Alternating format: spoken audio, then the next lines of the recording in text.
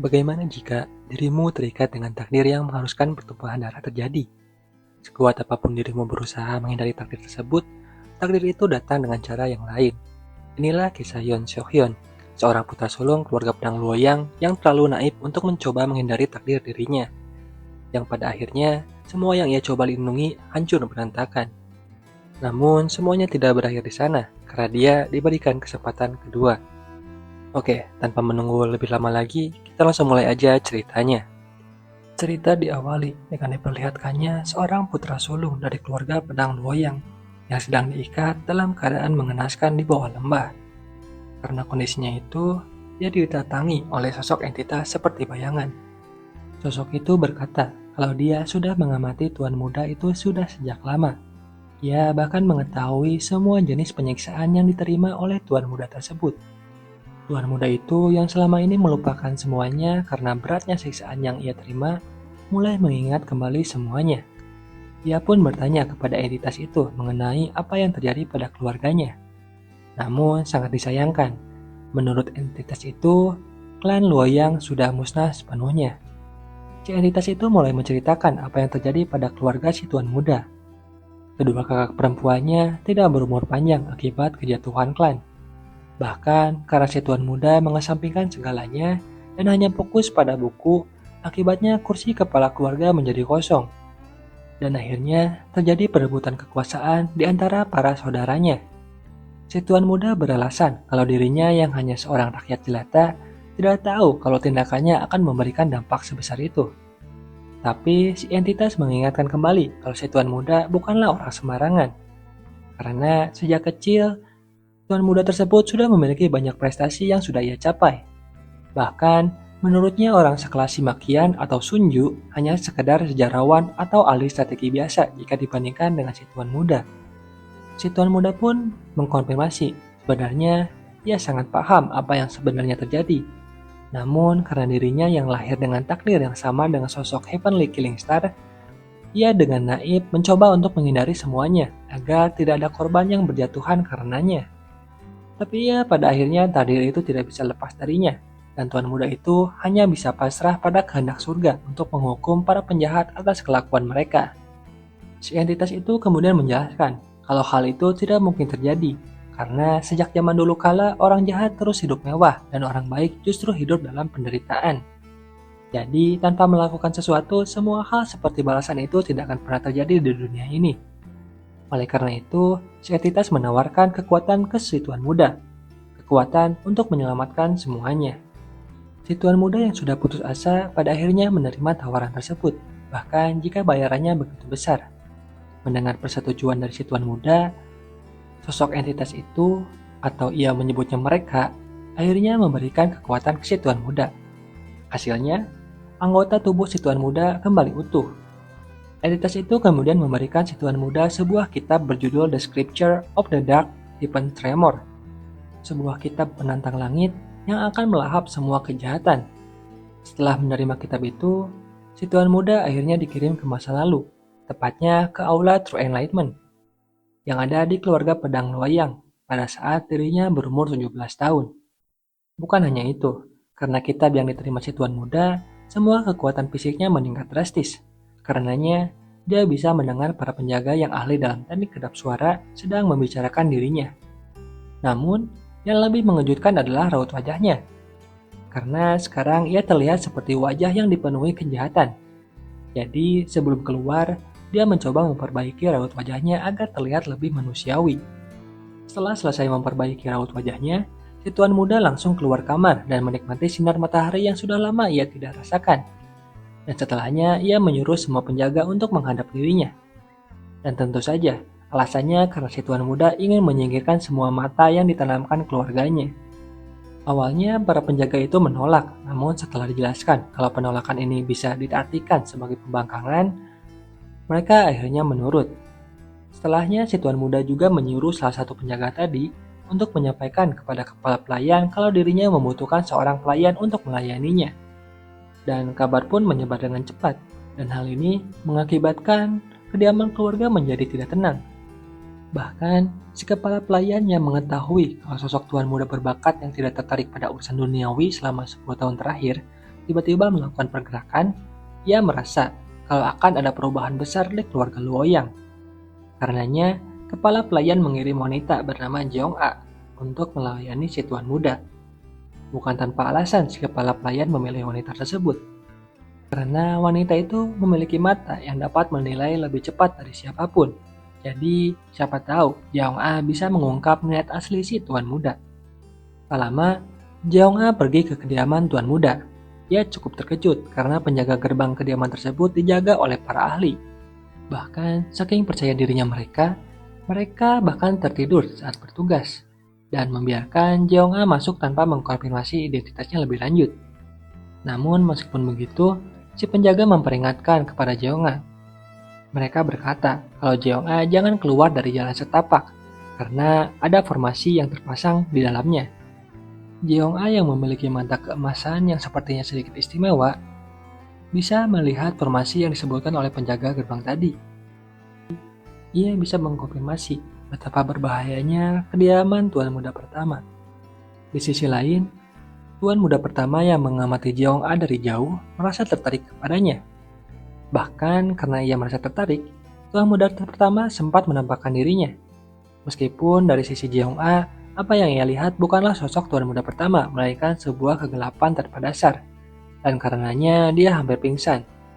Yang akhirnya, Jeong-a harus diselamatkan oleh si tuan muda pertama. Waktu pun berlalu. Jeong-a akhirnya terbangun di aula True Enlightenment. Dia cukup terkejut akan semua hal, mulai dari buku-buku berharga yang berserakan, sampai suasana yang jauh berbeda jika dibandingkan di luar sana.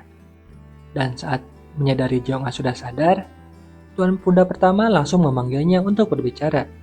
Ia menjelaskan apa yang terjadi kepada Jeong-a, bahkan bahaya apa yang hampir menimpanya jika saja Jeong-a tidak segera diselamatkan. Mengingat kejadian tersebut, Jeong-a sangat berterima kasih, bahkan berniat membalas kebaikannya dengan menjadi pelayan dengan sepenuh hati. Meskipun pada awalnya si tuan muda menolak karena ia tahu kalau Jeong-a menerima misi dari kepala pelayan. Tapi karena Jeong-a berkata kalau dia akan mendedikasikan hidupnya untuk tuan muda pertama, akhirnya tuan muda pertama menerimanya dan langsung menyuruhnya untuk memasak. Untuk alasan kenapa si tuan muda menerima Jeong-a, itu karena Jeong-a adalah sosok besar di kehidupan lamanya. Sosok dengan julukan The Golden Eyed Witch. Meskipun masih terbayang-bayang akan sosok yang ia lihat sebelum pingsan, Jeong-a akhirnya memasak untuk si tuan muda. Dan setelahnya, meskipun perlu sedikit dipaksa, akhirnya mereka berdua makan bersama. Namun saat sedang makan, tuan muda pertama mengalami sebuah keanehan. Sebanyak apapun yang ia makan, ia tidak merasa kenyang sama sekali. Sampai akhirnya masakan yang tersedia sudah habis. Dan mau tidak mau, ia akhirnya pergi sambil mempertanyakan apa yang sebenarnya terjadi. Tuan muda berpikir kalau semua ini kemungkinan besar terjadi karena kitab yang ia terima. Sampai saat ia sedang berpikir, ia mendengar sebuah bisikan yang sepertinya berasal dari entitas bayangan yang mengatakan kalau waktunya untuk berpesta sudah tiba. Setelah mendengar itu, tuan muda pertama langsung bergegas ke penginapan terdekat. Di penginapan tersebut, tuan muda pertama memesan banyak sekali makanan. Namun tetap saja, sebanyak apapun ia makan, ia tidak merasa kenyang sama sekali. Bahkan, orang-orang di sana menganggap kalau si tuan muda adalah hantu kelaparan dari neraka. Mendengar keributan yang terjadi, tuan muda pertama akhirnya pergi dari penginapan setelah membayar makanannya. Tuan muda pertama masih kebingungan mengenai bagaimana seharusnya ia memuaskan rasa laparnya. Sampai ia mencium bau yang menurutnya sangat lezat. Sehingga ia langsung menggila kembali dan bergegas menuju lokasi. Di sisi lain, seorang pria sedang dipukuli oleh beberapa orang dari sekte Blackbone. Sepertinya pria itu berhutang ke sekte tersebut. Namun karena bunganya tidak masuk akal, jadi pria itu tidak bisa membayarnya. Sehingga orang-orang dari sekte itu dikerahkan untuk mengambil plakat identitas pria tersebut untuk kemudian digunakan untuk menjual toko dan keluarga pria tersebut. Namun tak lama suasana berubah setelah mereka mendengar sebuah siulan. Siulan yang bisa membuat orang-orang tersebut bergetar ketakutan. Ternyata suara itu berasal dari tuan muda pertama. Dan bau lezat yang ia cium sebelumnya ternyata adalah bau dari orang-orang jahat. Lalu tak menunggu waktu lama, si Tuan Muda langsung menyerang para rentenir tadi. Dan ya, Tuan Muda mengalahkan mereka dengan cukup mudah. Namun yang terjadi selanjutnya cukup mengejutkan. Karena tubuh orang yang sudah Tuan Muda kalahkan tiba-tiba ditarik oleh tangan-tangan yang muncul dari abyss. Setelah rasa laparnya berhasil dipuaskan, Tuan Muda pertama tiba-tiba terbangun di sebuah gua yang berisi banyak peti mati. Di sana dia disambut oleh sesosok pria tua yang sepertinya mengetahui kalau Tuan Muda pertama adalah kontraktor dari kitab The Scripture of the Dark Heaven Tremor. Setelah perbincangan singkat, sepertinya pria itu menyukai Tuan Muda pertama. Ia kemudian menjelaskan kalau dirinya dulunya adalah seorang immortal. Namun dia sudah terjatuh dan akhirnya mendedikasikan hidupnya untuk mempelajari kitab tersebut. Meskipun sampai sekarang ia masih belum paham sama sekali mengenai kitab tersebut. Pria tua itu menganggap kalau si Tuan Muda pertama berbeda dengan para kontraktor sebelumnya.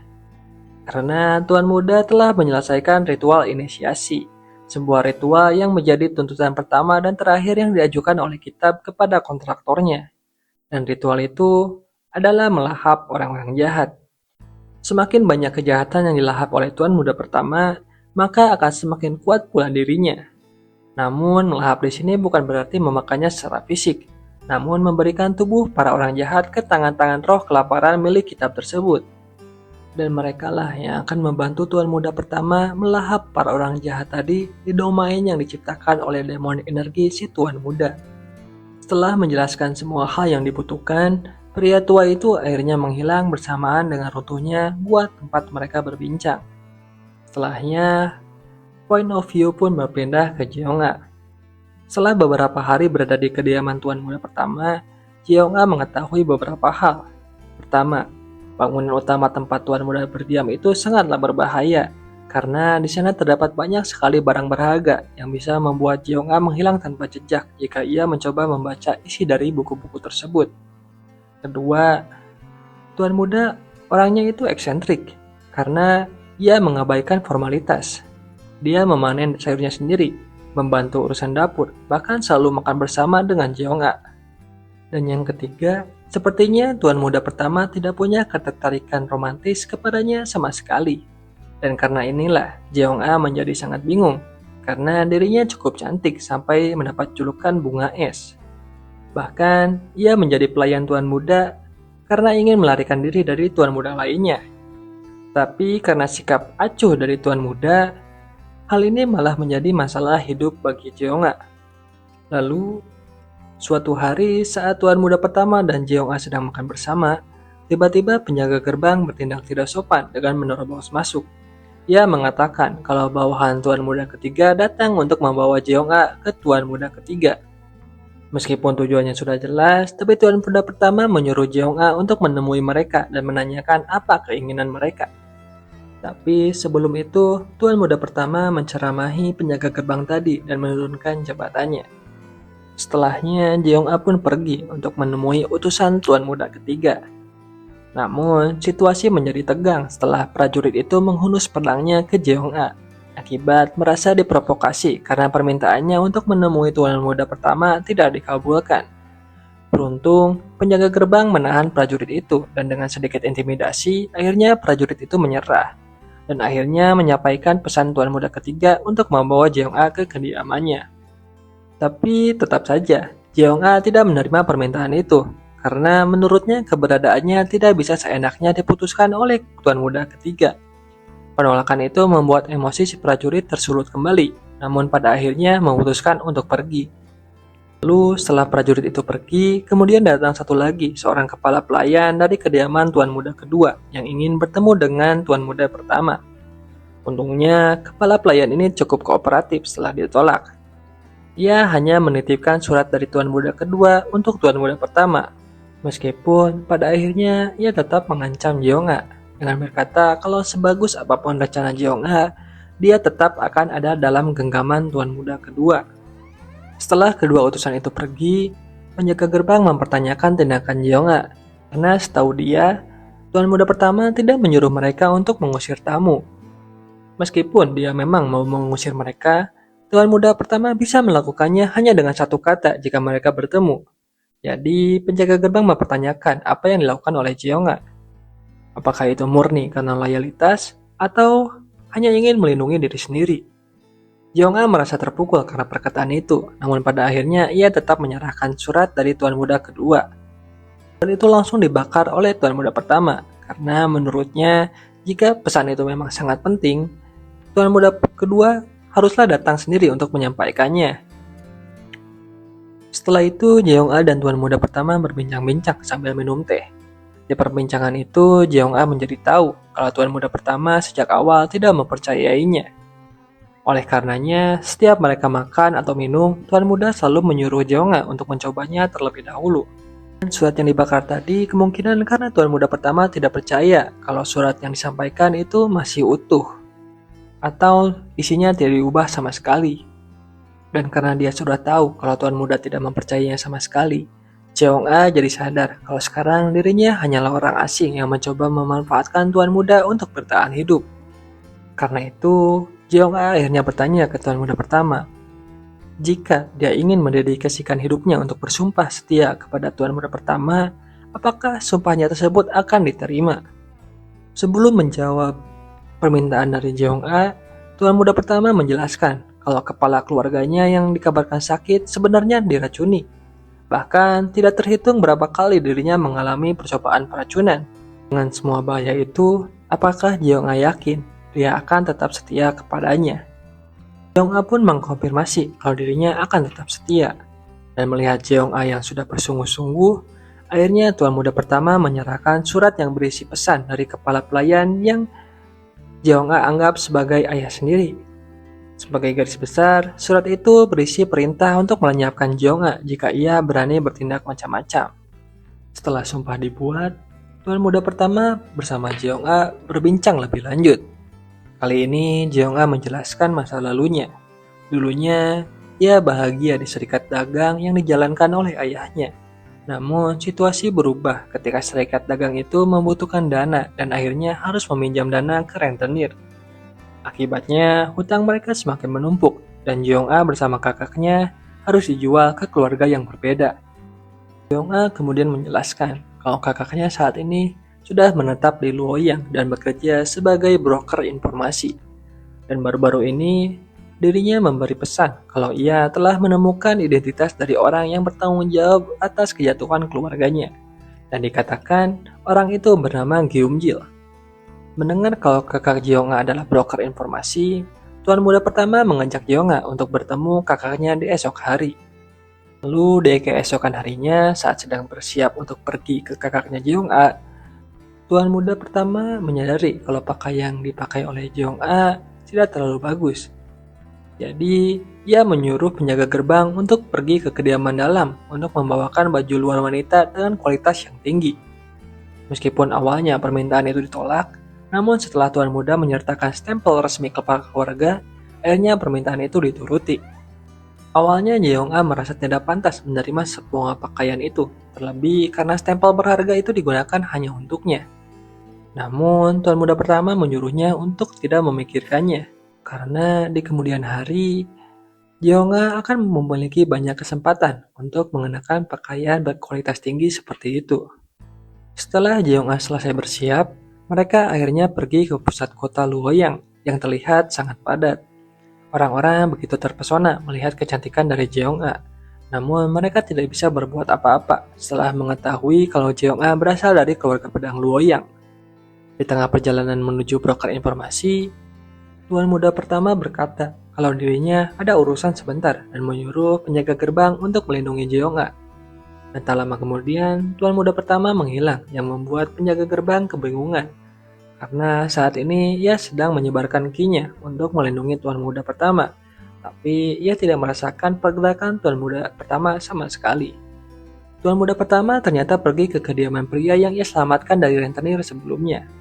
Namun sebelum itu, point of view berpindah ke saat Tuan Muda pertama kali datang ke kediaman tersebut. Saat pertama kali datang, Tuan Muda pertama disambut dengan rasa takut dari anggota keluarga pria tersebut, karena mereka menyangka kalau Tuan Muda pertama merupakan bagian dari sekte Blackbone. Namun, setelah dijelaskan kalau Tuan Muda pertama adalah seorang penyelamat, akhirnya ia disambut dengan sangat hangat. Pria itu kemudian menjelaskan soal sekte Blackbone. Dimulai dari fakta kalau mereka adalah sekte besar yang dipimpin oleh Gyeongju dan Gyeongjil. Bahkan sampai bagaimana sekte itu mengelabui hukum agar bisa meningkatkan jumlah bunga pinjaman dari para korbannya. Mungkin inilah alasan kenapa Tuan Muda pertama kembali ke kediaman pria itu. Karena sepertinya sekte Blackbone berhubungan dengan penyebab kejatuhan serikat dagang Jeong'a. Tapi ya, untuk sekarang kita kembali lagi ke flashback. Setelah Tuan Muda pertama berhasil mendapatkan semua informasi yang bisa ia dapatkan, ia kemudian bersiap untuk pergi. Namun, ia ditahan oleh keluarga tersebut yang ingin membalas budi. Merasa tidak enak menolak ketulusan mereka, Tuan Muda pertama akhirnya mengambil sebuah topeng putih tanpa lubang sebagai imbalan. Pria itu kemudian menjelaskan kalau topeng yang dipegang oleh Tuan Muda pertama adalah topeng buatan mendiang ayahnya sebelum dia menjadi pikun. Karenanya, topeng itu tidak diukir sempurna, bahkan tidak memiliki lubang mata atau hidung sama sekali. Bahkan, ada rumor kalau topeng itu membawa sial, jadi ia sempat ingin menghancurkannya. Mendengar itu, Tuan Muda pertama malah semakin tertarik. Ia kemudian menyuruh pria itu menjelaskan apa yang terjadi pada ayahnya sebelum membuat topeng tersebut. Pria itu kemudian menjelaskan kalau dirinya memiliki seorang kakak yang lebih berbakat darinya. Namun, karena tuduhan tidak masuk akal yang dilontarkan oleh pemerintahan, kakaknya akhirnya harus ditahan. Ayahnya saat itu yang mengenal seorang inspektur mencoba menemui inspektur tersebut untuk membicarakan masalah ini. Namun, inspektur itu meminta suap yang sangat tinggi. Jadi, mau tidak mau, ayahnya harus meminjam uang dari sekte Blackbone. Namun, selain hutang yang didapatkan, mereka juga mendapati tubuh kakaknya yang sudah terbujur kaku. Karena hal itulah, setiap hari ayahnya pergi ke kantor pemerintahan untuk melayangkan protes. Namun, di setiap hari itu juga dia menerima perlakuan yang tidak mengenakan. Bahkan, inspektur tadi memalsukan fakta dan mendakwa ayah pria itu. Ayah pria itu kemudian menerima hukuman untuk tidak bisa membuat topeng lagi. Dan untuk memastikan hal tersebut, kedua tangannya pun akhirnya dihancurkan. Semua kejadian ini sebenarnya terjadi hanya karena para pejabat yang sedang membandingkan harta mereka. Ternyata salah satu dari mereka membawa barang buatan ayahnya pria tersebut. Dan pihak yang kalah merasa tidak terima. Jadi mereka membuat skema ini karena mereka tahu mereka tidak bisa menjatuhkan keluarga pembuat topeng itu secara langsung. Mendengar itu semua, Tuan Muda pertama jadi paham kenapa benda terkutuk ini lahir. Karena sepertinya topeng ini dibuat dengan perasaan penuh amarah ayah pria itu terhadap perlakuan tidak adil pemerintahan. Sebuah topeng tanpa lubang mata yang dapat diartikan kalau dunia ini terlalu buruk untuk dilihat dengan mata terbuka. Cerita pun kembali ke masa kini. Tuan Muda pertama sudah sampai di kediaman pria tadi. Dan apa yang dilihatnya cukup mengejutkan. Karena keluarga sederhana itu sudah terbujur kaku. Point of view pun berpindah kembali ke dua orang dari sekte Blackbone yang sedang menambahkan tato tengkorak di pergelangan tangannya, yang berarti jumlah korbannya sudah bertambah. Namun, tak lama kediaman orang itu mengalami penyergapan. Meskipun begitu, ia bisa mengalahkan orang-orang itu dengan mudah. Tak lama kemudian, datang saudara pria tersebut. Ia memberitahu kalau toko topeng yang seharusnya sudah tidak berjalan terlihat beroperasi kembali. Dan juga terlihat orang yang mengoperasikan toko tersebut seperti seorang pelajar. Mendengar kabar tersebut, mereka berdua bergegas ke arah toko topeng yang dimaksud. Namun, mereka dikejutkan dengan keberadaan Tuan Muda pertama yang memakai topeng sedang duduk sambil memahat sebuah patung. Kedua orang itu bertanya siapa orang di depan mereka. Namun, Tuan Muda pertama menjawab mereka dengan menanyakan sebuah pertanyaan. Apakah mereka tahu wajah Avalokitesvara? Dan setelahnya, ia masuk ke toko topeng di belakangnya. Kedua orang itu pun menjadi kesal dan mengejar Tuan Muda pertama dengan maksud untuk memukulinya. Namun, mereka justru dibuat terkejut akan kondisi di dalam toko topeng tersebut. Karena seharusnya toko tersebut sudah porak-poranda, namun sekarang tempat itu begitu rapi dengan topeng baru yang berjejer. Mereka pun mencoba untuk mengabaikan hal tersebut dan kembali mengejar Tuan Muda pertama, Saat mereka membuka pintu yang terlihat tuan muda pertama masuk ke dalamnya sebelumnya, mereka langsung disambut dengan banyak tangan yang langsung menyeret mereka ke dalam abyss. Mereka pun menghilang tanpa jejak, tanpa bisa melakukan perlawanan sama sekali. Setelah berhasil membalaskan dendam keluarga kecil pengrajin topeng itu, tuan muda pertama langsung pergi ke pemakaman keluarga tersebut dan menyimpan ukiran patung di atas makam mereka. Setelahnya, lagi-lagi point of view berpindah. Kali ini berpindah ke Jeong'a yang sedang mengobrol dengan kakaknya. Mereka membahas soal situasi keluarga pedang yang sedang tidak baik-baik saja. Bahkan, rumor soal kepala keluarga yang diracun pun kembali terangkat ke permukaan. Kakak Jeong'a mencoba mengorek informasi tentang keluarga pedang loyang dari Jeong'a.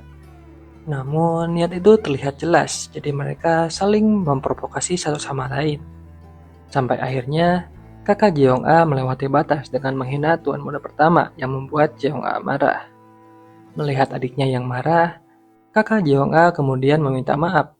Ia mengatakan kalau dirinya tahu tuan muda pertama bukanlah orang biasa.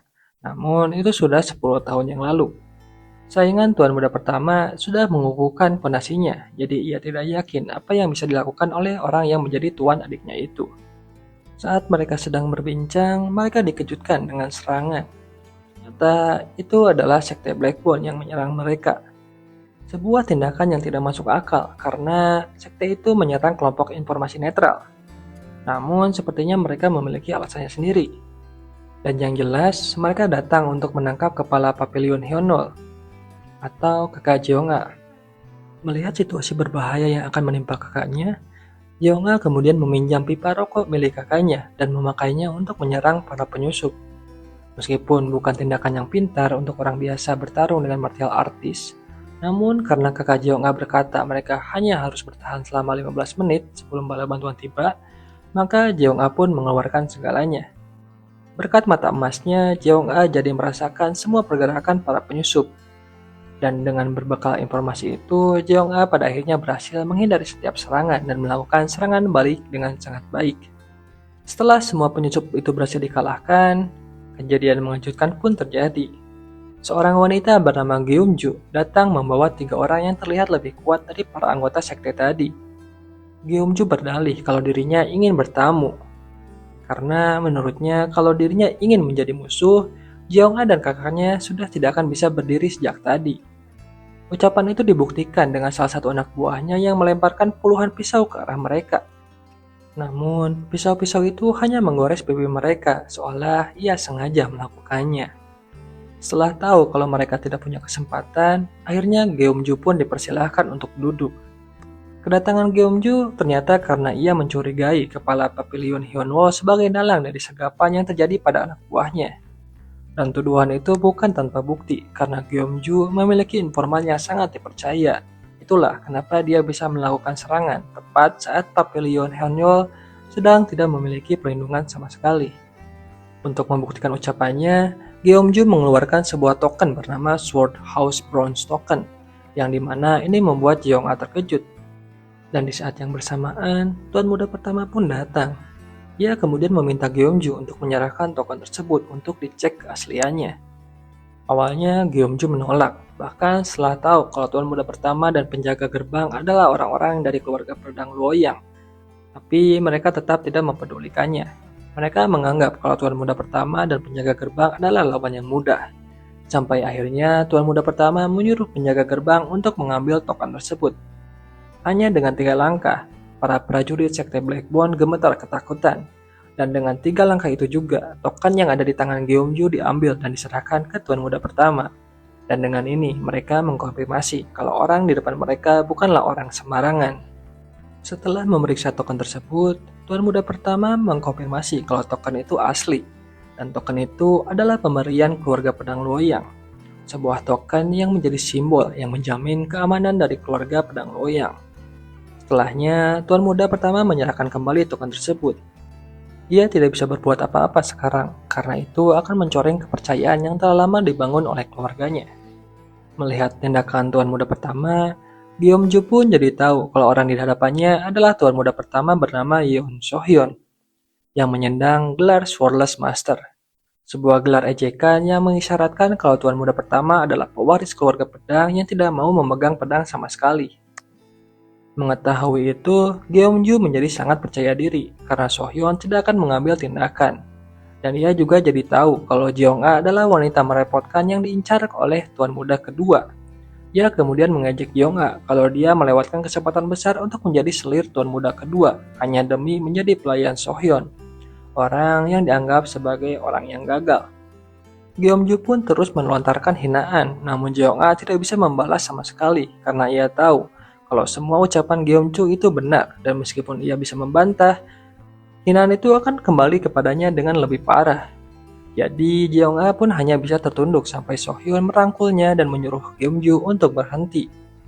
Setelahnya, rombongan Gyeongju pun pergi meninggalkan pavilion dan Jeong-a yang sudah bertarung melawan sekte Blackbone sendirian akhirnya tidak bisa menyembunyikan rasa lelahnya dan kemudian pingsan setelah meminta maaf kepada Sohyeon. Dan setelahnya Jeong-a dipindahkan ke kamar untuk istirahat. Setelah memindahkan Jeong-a, Sohyeon meminta informasi soal sekte Blackbone kepada kepala pavilion Heonwol. Lalu setelahnya, Sohyeon memberikan surat pemindahan tugas kepada penjaga gerbang agar dia bisa keluar dari situasi ini. Karena ia tidak mau orang yang belum setia kepadanya terseret masalah dengan sekte Blackbone. Meskipun merasa tidak berdaya, penjaga gerbang mau tidak mau menuruti permintaan dari Sohyeon. Tak lama kemudian, kepala pavilion datang bersama dengan informasi yang Sohyeon butuhkan.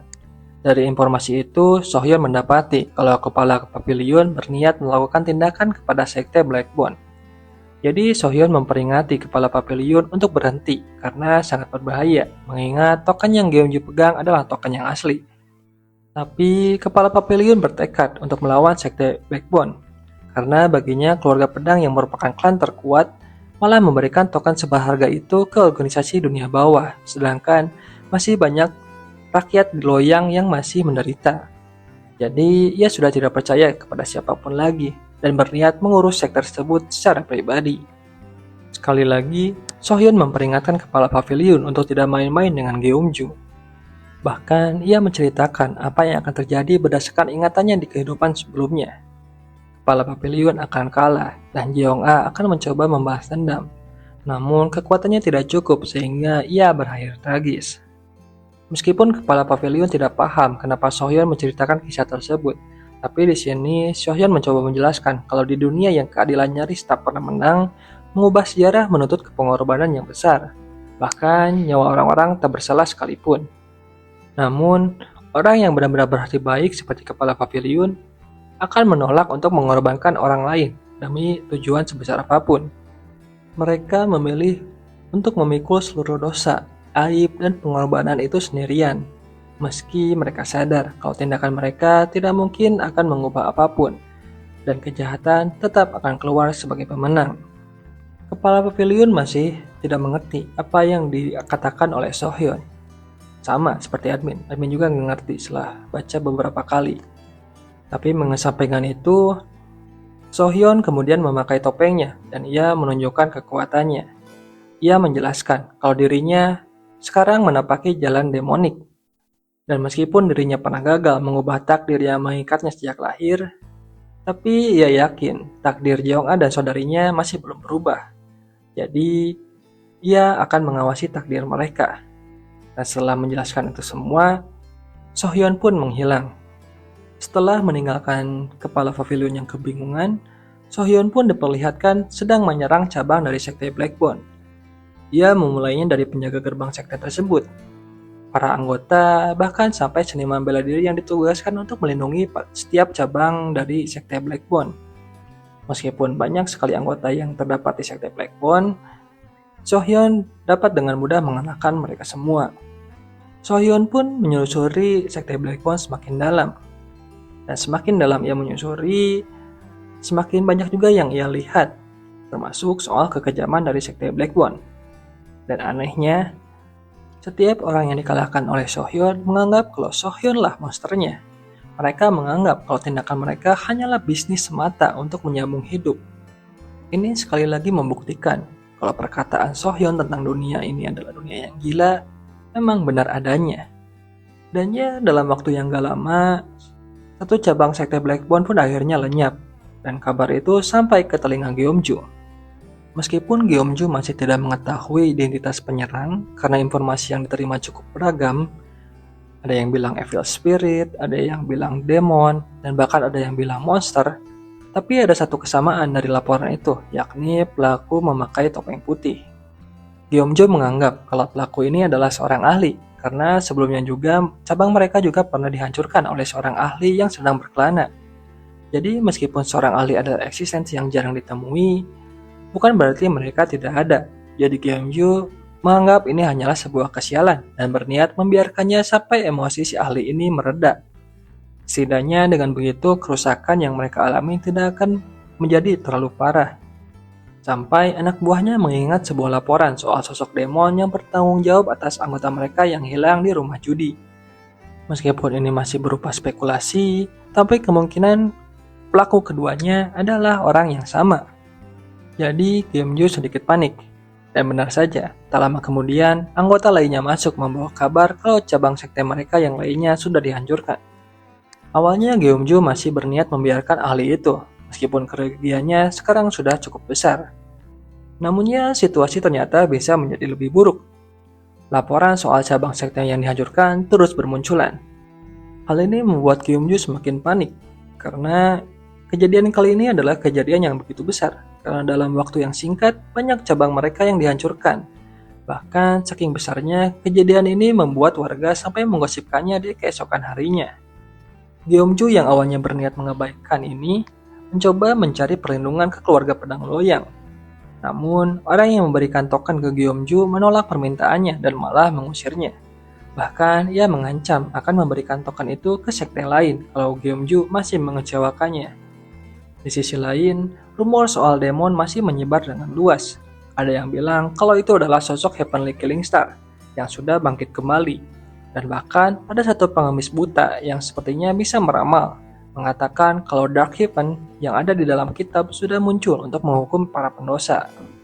Rumor ini juga sudah sampai ke telinga kepala Pavilion Heonwol. Ia tidak menyangka kalau sekte Blackbone akan nyaris hancur hanya dalam waktu 2 hari. Dan juga kepala pavilion memiliki firasat soal siapa dalang di balik itu semua. Karena berdasarkan rumor, pelaku memakai topeng putih dan topeng yang dipakai oleh Tuan Muda pertama juga putih. Jadi tidak mungkin ini adalah sebuah kebetulan. Kepala pavilion pun memerintahkan anak buahnya untuk menyelidiki Tuan Muda pertama. Bahkan ia secara pribadi berbicara kepada Jeongga untuk mendapatkan informasi soal Tuan Muda pertama. Namun, tidak ada informasi yang bisa ia dapatkan kecuali fakta kalau Tuan Muda pertama adalah orang yang berbeda dari rumor yang beredar. Setelah mengalami kebuntuan, kepala pavilion pun mencoba mendatangi Tuan Muda pertama secara langsung. Dan di pertemuan mereka, tanpa basa-basi, kepala pavilion langsung menanyakan apakah Tuan Muda pertama adalah sosok Dark Heaven yang dirumorkan. Ia tidak bisa melepas kecurigaan ini karena mengingat topeng dan penampilan Tuan Muda pertama yang cocok dengan rumor yang beredar soal sosok Dark Heaven tersebut. Meskipun tidak mengkonfirmasi secara langsung, tapi Sohyeon mengatakan kalau dirinya memang punya tujuan besar. Dan untuk mencapai jalan itu akan ada banyak pertumpahan darah. Namun ia memastikan kalau tujuan ini bukanlah untuk menggulingkan dinasti atau bahkan membangkitkan jalan demonik. Sohyeon juga menjelaskan kalau untuk mengubah sejarah memang memerlukan pengorbanan. Namun tidak adil rasanya kalau menumpahkan darah orang yang tidak bersalah, yang bahkan tidak bisa hidup dengan normal di era ini. Jadi yang paling memungkinkan adalah menumpahkan darah para penjahat. Kepala pavilion pun cukup terkejut dengan ucapan Tuan Muda pertama dan menganggap kalau tujuannya itu tidak masuk akal. Bahkan kekanak-kanakan. Karena selain tidak mudah untuk mencap seseorang sebagai penjahat atau bukan, juga tidak mungkin ada kekuatan yang mampu untuk menghukum setiap penjahat yang ada. Sampai kepala pavilion mengingat siapa orang di depannya, seorang ahli yang bisa membuat sekte Blackbone hampir hancur hanya dalam 2 hari. Kepala pavilion pun hanya bisa menelan kenyataan pahit ini. Ia menganggap kalau perkataan kekanak-kanakan yang dilontarkan oleh Tuan Muda pertama bisa saja menjadi kenyataan. Jadi ia pun akhirnya pamit pergi untuk melawan sekte Blackbone yang hanya tersisa markasnya. Meskipun tetap ada ancaman soal token yang sekte itu miliki, tapi kepala pavilion berkata kalau dia sudah memiliki persiapan. Dan bahkan kalau pada akhirnya mereka harus melawan keluarga pedang loyang, Papilion Hyunwoo sudah siap untuk berperang. Point of view pun berpindah ke Gyeongju yang sedang panik karena tidak hanya ditelantarkan oleh keluarga pedang, tapi ayahnya sendiri dan ketua Gyeongjil tidak memberi bantuan sama sekali. Jadi, sebagai tindakan putus asa, dia mencoba menggunakan teknik aneh masternya, yang dimana teknik itu memerlukan pengorbanan banyak orang agar bisa ditukar dengan kekuatan. Di sisi lain, kepala pavilion sedang melakukan persiapan. Ia menyuruh anak buahnya untuk mengevakuasi warga agar tidak terlibat dalam pertempuran. Dan saat evakuasi selesai, pertempuran pun dimulai. Awalnya, Pavilion Hyunwoo berhasil menyerang dengan baik. Namun, Sekte Blackbone memiliki anggota yang lebih banyak, bahkan sudah melakukan persiapan dengan baik. Mereka mempersenjatai diri mereka dengan tombak. Mungkin tidak terlalu spesial, namun pertempuran yang terjadi ada di gang-gang sempit. Dan mereka bukanlah seorang ahli, namun hanya seniman bela diri. Jadi bisa dikatakan pertahanan Sekte Blackbone ini sudah ditembus oleh Pavilion Hyunwoo. Di sisi lain, kepala Pavilion yang menerima kabar soal perubahan arus pertempuran kini mulai gelisah. Meskipun begitu, ia sudah mengirim permintaan bantuan, meskipun ia tidak yakin ada yang berani datang, mengingat Sekte Blackbone memiliki token keluarga pedang Luoyang. Tapi ia yakin kalau setidaknya sosok Darkhaven akan membantunya. Tapi tak lama setelah itu, markas Pavilion Hyunwoo yang merupakan tempat kepala pavilion berada sekarang meledak. Dan itu ternyata adalah serangan dari Gyeongju yang kekuatannya sudah meningkat cukup banyak. Meskipun begitu, kepala pavilion berhasil selamat berkat anak buahnya yang bernama Gyu. Gyu bahkan rela menahan Gyeongju seorang diri agar kepala pavilion bisa melarikan diri. Gyu rela melakukan ini semua karena ia yakin dengan kemampuannya jika dibandingkan dengan Gyeongju. Namun yang tidak ia ketahui adalah kekuatan Gyeongju sudah meningkat ke tingkat yang sudah tidak bisa ia capai lagi. Sehingga pertarungan pun jadi berat sebelah dan Gyu hampir dikalahkan. Sampai akhirnya bala bantuan yang diminta oleh kepala pavilion datang menyelamatkan Gyu. Meskipun yang datang hanya 2 orang, tapi mereka bertiga berusaha menyerang Gyeongju. Meskipun mereka masih bisa dikalahkan dengan mudah oleh Gyeongju. Di sisi lain, kepala pavilion yang sudah berhasil menyelamatkan diri melihat pasukannya didorong mundur oleh anggota Sekte Black One. Perbedaan level mereka cukup ketara, karena selain kuat, para anggota Sekte Black One juga seperti tidak merasakan rasa sakit sama sekali. Jadi, pertempuran ini mulai condong ke kekalahan Pavilion Hyunwoo. Namun, di saat keputusasaan mulai menyebar, tiba-tiba langit berubah menjadi malam, dan sosok demon yang mengenakan topeng putih akhirnya muncul.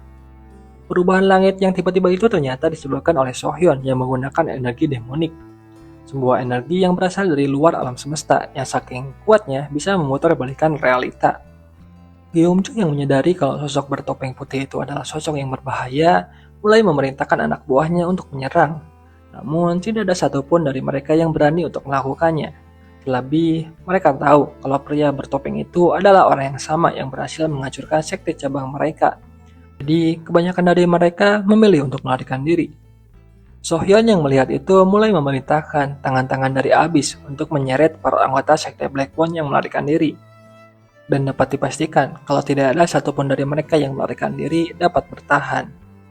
Meskipun begitu, pertarungan tidak berhenti di situ, karena masih ada banyak seniman bela diri dari Sekte Black One, dan bahkan Gyeongju sendiri masihlah berdiri.